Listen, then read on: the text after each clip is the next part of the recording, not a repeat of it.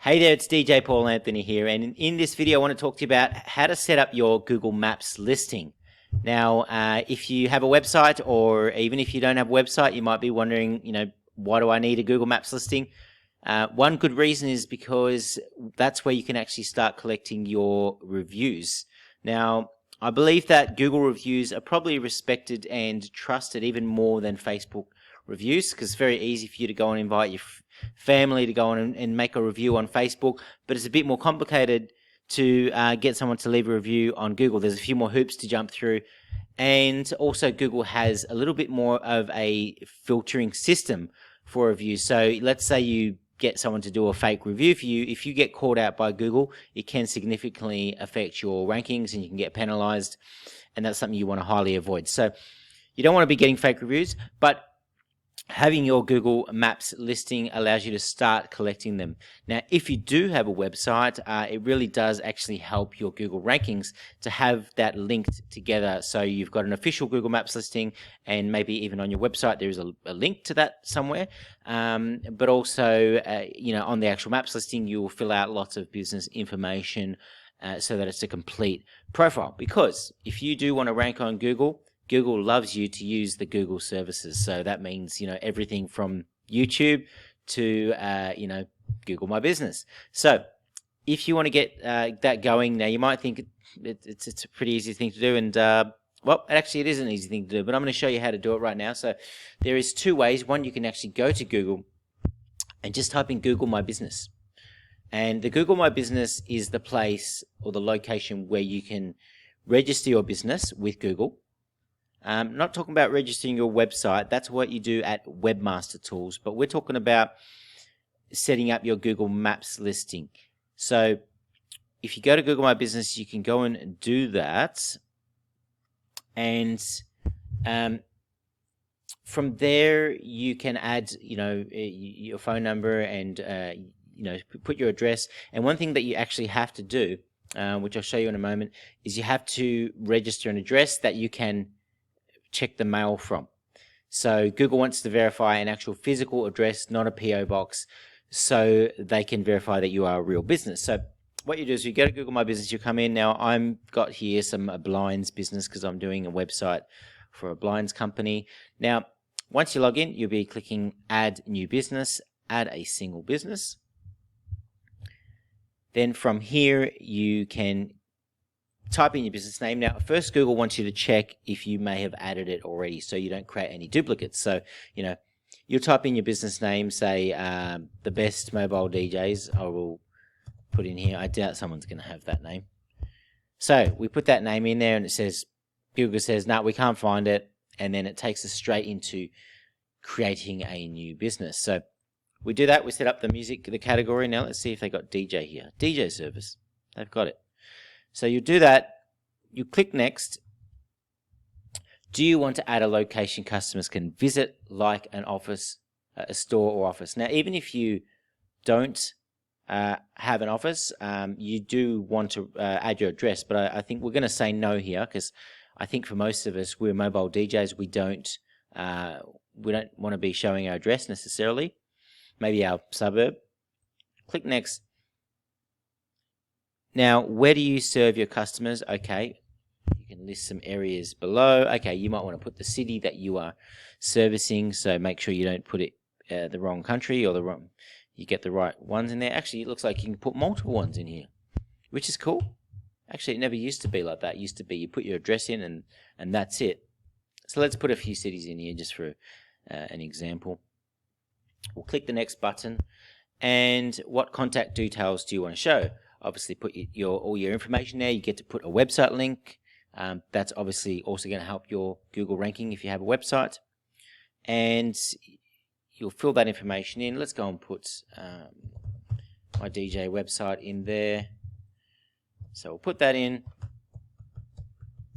It's probably going to pick up a duplicate because I'm using some information I've already registered with Google.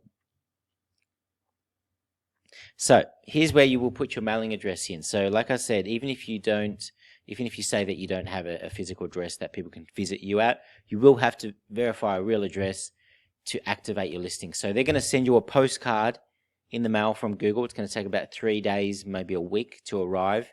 And then it's going to give you a PIN number. You're going to have to come back and log in, type in that PIN number, and then that will register your business on Google. And then it will start showing up over time. It'll start showing up in the search engines if you type your business name.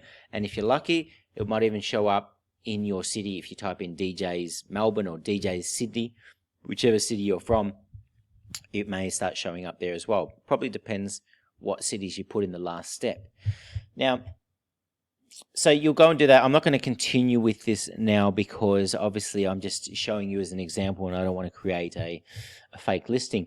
But another thing you can do, the first way I've showed you is you go to Google, you just type in Google My Business, you go there, you follow the instructions. Now you're going to need a Gmail.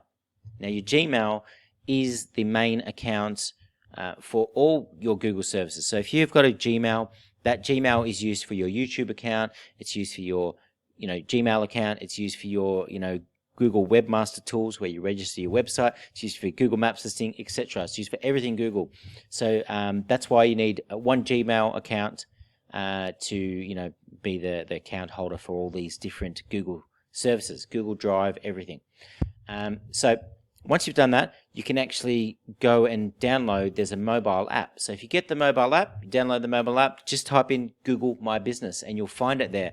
Now, what's cool with the mobile app, now you can do this on the desktop too, but on the mobile app, it's almost like Facebook now. So they've got like a social media type of a thing where you can add photos and literally create a post like on Facebook. So you can start adding photos and filling out as much information as possible. If you put like a business logo, photos, images and everything, fill out as much as you can. Google loves that. Google loves it when you utilize their services as much to the max. So when you do that, they reward you with rankings and showing you on the listings, and that's going to help you get more business. So yeah, I hope that advice helps. Like I said, even if you don't have a website, you should set up your Google My Business listing.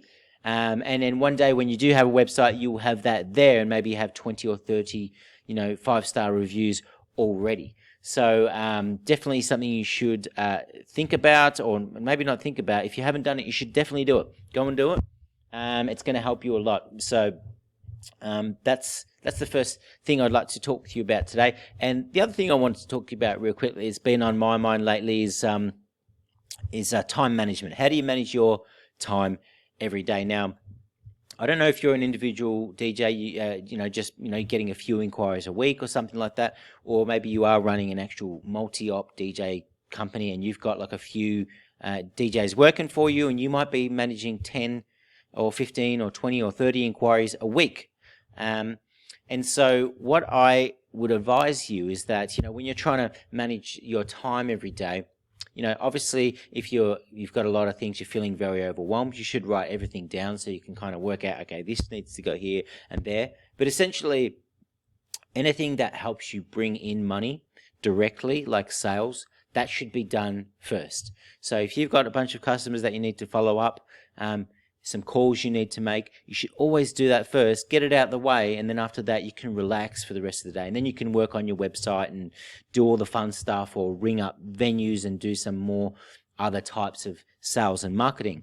But the first part of your day, when you first start working, after you've done whatever you do in your morning, when you have your coffee and all that sort of stuff, is get right into it, ring all your customers, follow up with everyone, because that's going to help you bring in more money. And bringing in more money is the lifeblood of the business, obviously helping your cash flow and making sure you don't lose any sales because you left it till the afternoon, and then you ran out of time, then you forgot, and then you call them the next day. And the longer you leave, following up with people, whether it's a new inquiry or just someone you said you were going to follow up with, the longer you leave things, the more chance that you're going to lose those extra sales. So just the last little tip there. So I hope you found all that useful. If you like the video, like it, and leave some comments below. Any questions, I'll be happy to help you out. And I might see you in another video. Thanks for your time, guys.